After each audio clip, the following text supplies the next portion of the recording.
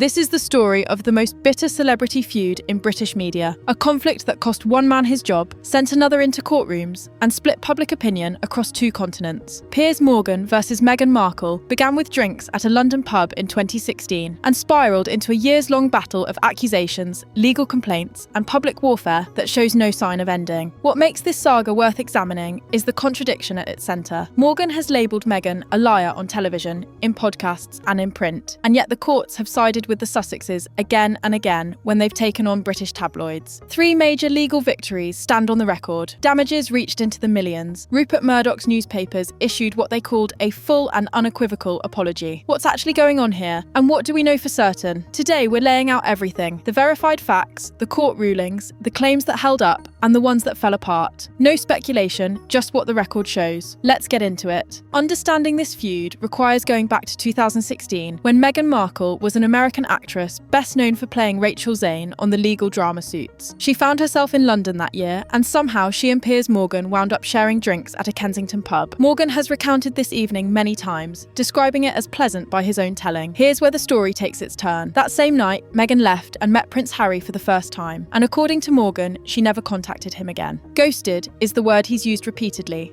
and the grudge has stuck. His own explanation goes like this: "All it did was inform me that she has a bit of a streak in her where she cuts people out of her life and moves on." A reasonable person might assume that one drink at a pub wouldn't fuel years of public animosity from a grown man. What happened next proves otherwise. March 2021 brought one of the most watched interviews of the decade when Harry and Meghan sat down with Oprah Winfrey. The claims they made landed like bombs. Meghan revealed she had experienced suicidal thoughts and had approached a senior member of palace staff seeking help, only to hear that help wasn't available to her. She described conversations within the royal family about what colour her son Archie's skin might be, and she spoke about feeling unsupported and left without protection. The morning after British audiences watched that interview, Piers Morgan appeared on Good Morning Britain and left no ambiguity about where he stood. His exact words were, "I don't believe a word she said. I wouldn't believe it if she read me a weather report." He challenged her account of suicidal thoughts directly, stating he didn't believe the denial of help ever happened. Backlash arrived immediately, and his colleague Alex Beresford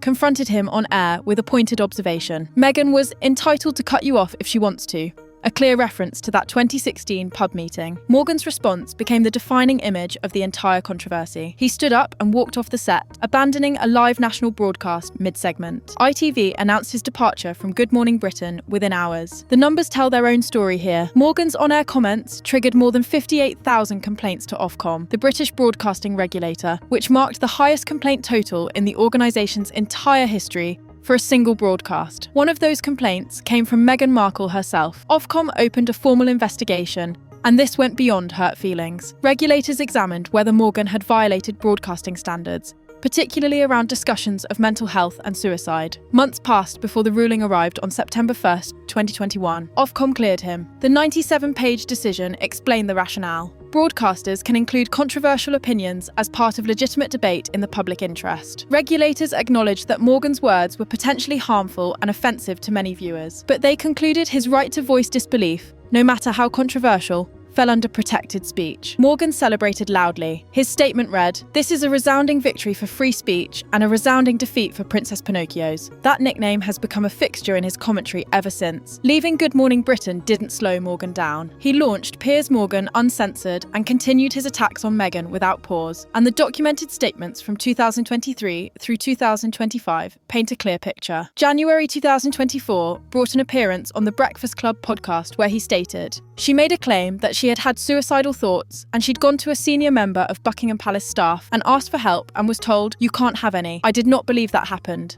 I think she's a liar, and I think he, unfortunately, is a liar too." Harry and Meghan's trip to Nigeria in May 2024 prompted another round. They shouldn't be using the titles of the Duke and Duchess of Sussex. I hope that King Charles will at some stage have that conversation and say, "You can't keep the titles." December 2024 saw Harry lose a security appeal, and Morgan weighed in immediately. The king must strip Harry and Meghan of their titles ASAP. They are never going to stop attacking him, the monarchy, and the royal family, all while simultaneously enriching themselves from their royal status. The premiere of Meghan's Netflix show, With Love, Meghan in March 2025 drew this response. Appalled by the universally savage reviews for this heartwarming and inspirational new series about how to make coffee, I found all 10 minutes that I could endure of it this morning genuinely hilarious. His 2025 book, Woke is Dead, contained the line, Brand Sussex is now about as popular as Ebola. Morgan appeared on Tucker Carlson's show claiming 17 claims made by Meghan and Harry have now been proven false, exaggerated or unprovable. That characterization has not been independently verified. It remains his assertion, not established fact. The Sussexes have responded with near total silence. Prince Harry's December 2023 witness statement during his phone hacking case stands as the sole direct acknowledgement, where he wrote, "Both myself and my wife have been subjected to a barrage of horrific personal attacks and intimidation from Piers Morgan, presumably in retaliation and in the hope that I will back down." Beyond that statement and Meghan's original Ofcom complaint,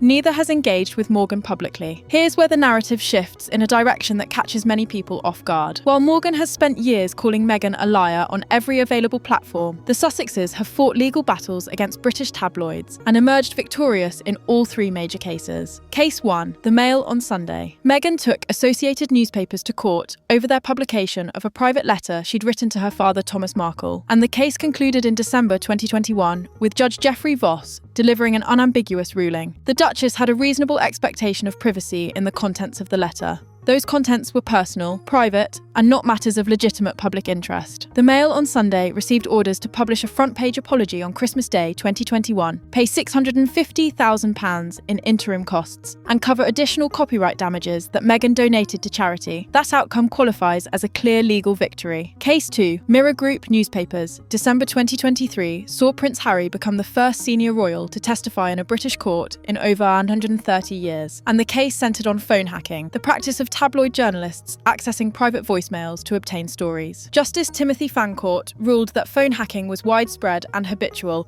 at Mirror Group publications, and specifically stated that editors, including Piers Morgan during his tenure running the Daily Mirror from 1995 to 2004, clearly knew about or were involved in these practices. £114,600 in initial damages went to Harry, and February 2024 brought a settlement that included a substantial additional sum, plus £400,000 in interim payments. Another legal victory. Case 3, News Group Newspapers. This case was expected to run 10 weeks as a trial against Rupert Murdoch's newspaper empire, including The Sun. January 2025, the opening day, brought a surprise settlement instead. The statement read in court declared, "NGN offers a full and unequivocal apology to the Duke of Sussex for the serious intrusion by The Sun between 1996 and 2011 into his private life, including incidents of unlawful activities carried out by private investigators working for The Sun." Harry called it a monumental victory and added, "Today the lies are laid bare. Today the cover-ups are exposed." A separate NGN statement clarified that the apology covered actions of private investigators, not journalists, and denied voicemail interception at The Sun itself, which adds some nuance to the outcome. The bottom line remains unchanged. 3 lawsuits produced 3 victories for the Sussexes. Fairness demands acknowledging that not every Sussex claim from the Oprah interview survived scrutiny. Fact-checkers found problems with several statements. The secret wedding claim. Meghan told Oprah that she and Harry got married 3 days before the official ceremony in a private exchange with the Archbishop of Canterbury, and this generated considerable confusion. Archbishop Justin Welby clarified the reality. The legal wedding was on the Saturday. "I would have committed a serious criminal offence if I signed a false certificate." A Sussex spokesperson later explained they had exchanged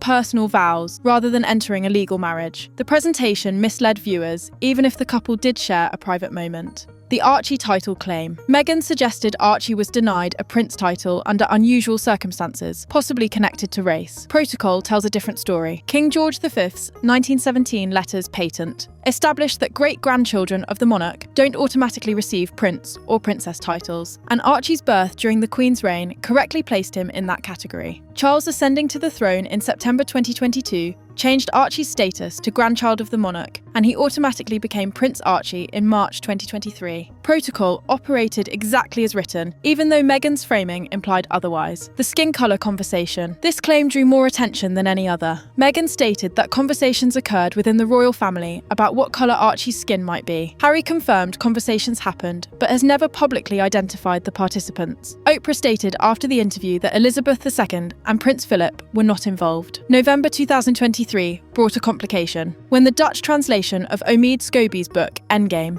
named King Charles and Princess Catherine, information absent from the English version. The Dutch publisher labelled Scobie's explanation for the discrepancy factually incorrect and recalled the book. Third-party verification of this claim remains impossible. The full story stays hidden. This territory stays murky, no matter how closely you examine it. October 2018 produced an email from Jason Nauf, then serving as Kensington Palace press secretary, stating, "I am very concerned that the Duchess was able to bully 2 PAs out of the household in the past year." Buckingham Palace opened an investigation in March 2021 with private funding from Queen Elizabeth II, and that investigation concluded by June 2022. With updates to Palace HR policy. The findings never reached the public. The Finding Freedom epilogue reported that 2 of the individuals mentioned in the email asked for any allegations made to HR about their experiences with Meghan be rescinded. Did bullying occur? Or did staff depart for unrelated reasons? Available evidence doesn't provide an answer. Documentation shows at least 18 senior staff departures since 2018, with 12 of those coming from communications roles and 6 occurring in 2025 alone. The reasons behind those departures remain contested. Coverage of Meghan differs dramatically depending on which side of the Atlantic you're watching, and the data captures this split clearly. Signal Labs analysed coverage for Newsweek in September 2021 and found UK mainstream media running 50% positive, 16% neutral, and 33% negative. American mainstream media measured 44% positive, 28% neutral, and 28% negative. The US showed more neutral coverage with less extreme polarisation. A Press Gazette survey of 721 British journalists found 50% had witnessed coverage of Meghan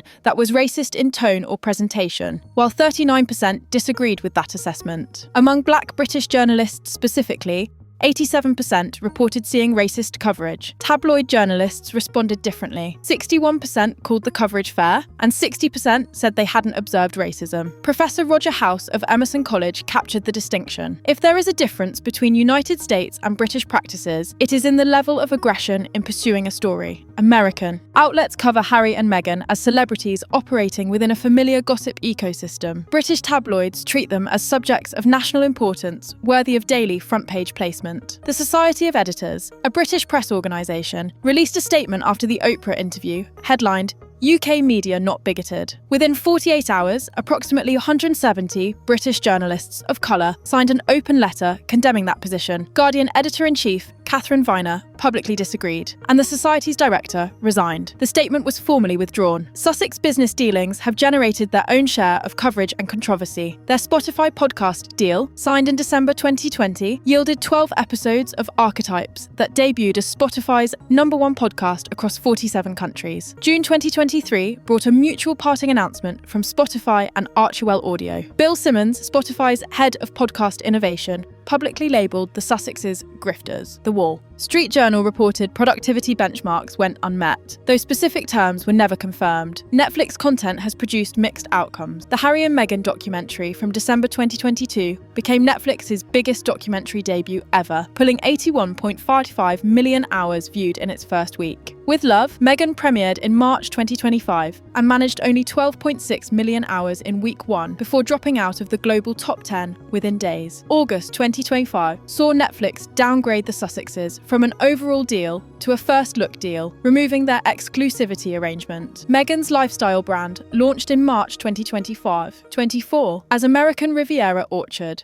rebranded to As Ever in February 2025 and sold out within an hour when products went on sale in April 2025. Some ventures land, some don't. Business operates that way. March 3rd, 2025 marked Piers Morgan's return to Good Morning Britain, his first appearance in 1,453 days since that dramatic walkout nearly 4 years earlier. The timing drew attention. His return came exactly 1 day before With Love, Meghan premiered on Netflix. Morgan continued his criticism of Meghan during the appearance, and media coverage of his return overshadowed the show's launch entirely. Whether that timing was calculated remains unknown, but the effect was impossible to miss. 3 major legal battles against British tabloids have ended in Sussex victories. Courts found unlawful information gathering practices at both Mirror Group newspapers and News Group newspapers, and a judge ruled the Mail on Sunday violated violated Meghan's privacy. Several Oprah interview claims needed clarification or proved misleading when examined. Piers Morgan's commentary continues uninterrupted. The bullying allegations never received public resolution. The identity of whoever discussed Archie's skin colour remains unconfirmed. The UK-US media coverage divide persists. Harry explained in July 2024 why Meghan stays away from Britain.